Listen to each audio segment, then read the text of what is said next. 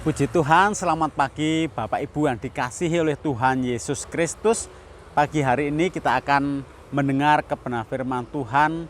Renungan pagi akan saya baca di dalam Mazmur pasal 139 ayat 23. Firman Tuhan berkata demikian.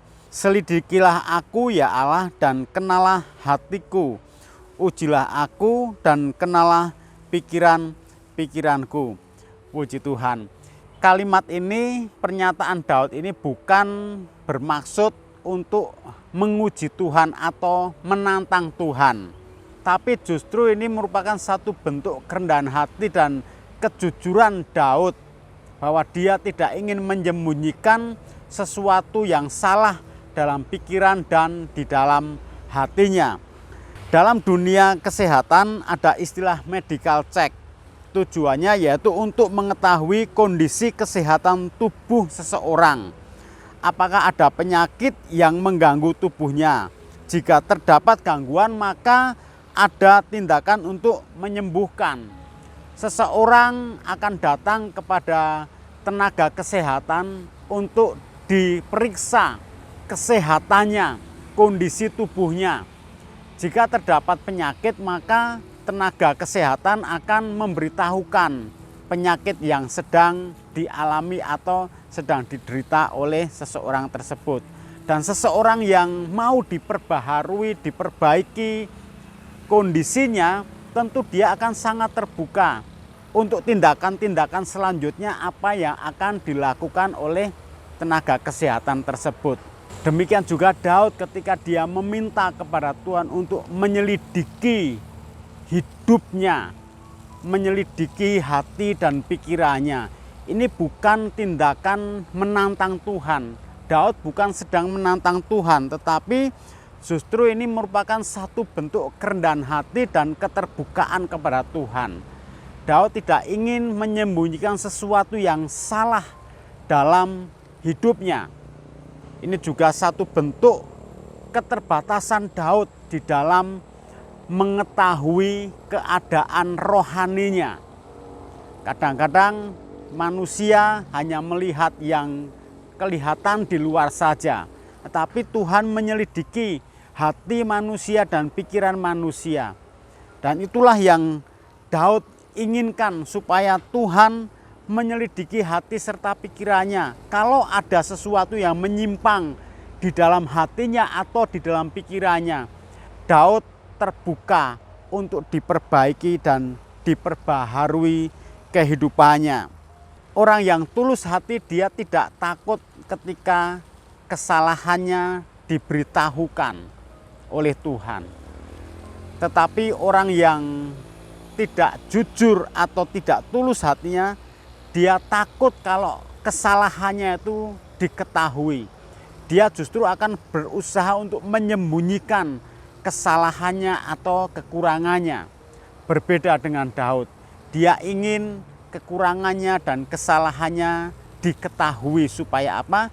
Supaya ada pemulihan yang terjadi, supaya ada perbaikan yang terjadi. Jadi tujuan Daud meminta Tuhan untuk menyelidiki hati serta pikirannya, untuk mengetahui dan mengenal hati serta pikirannya, supaya apa? Supaya tidak ada sesuatu yang salah baik di dalam hatinya maupun di dalam pikirannya. Karena apa? Karena hati adalah pusat kehidupan, sumber kehidupan.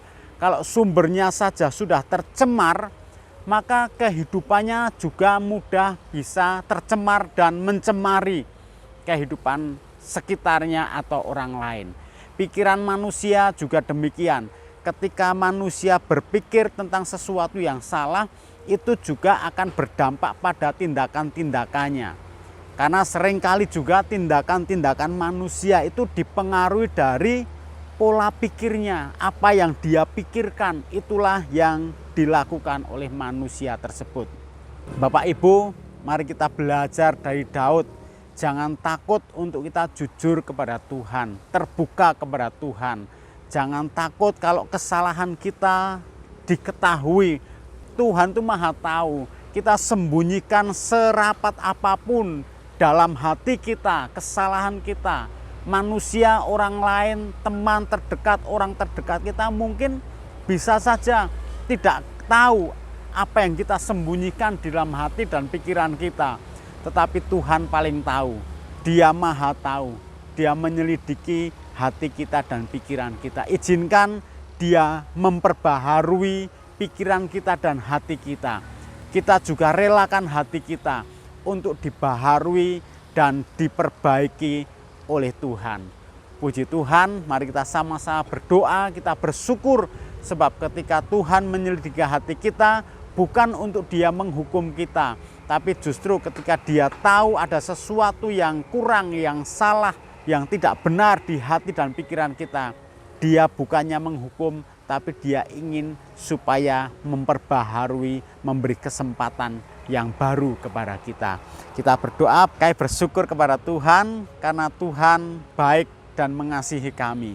Kalau Tuhan mengetahui dan mendapati hati serta pikiran kami ada sesuatu yang salah di dalamnya, Tuhan ingin supaya kami dipulihkan, dibaharui, diperbaiki dan dibangun.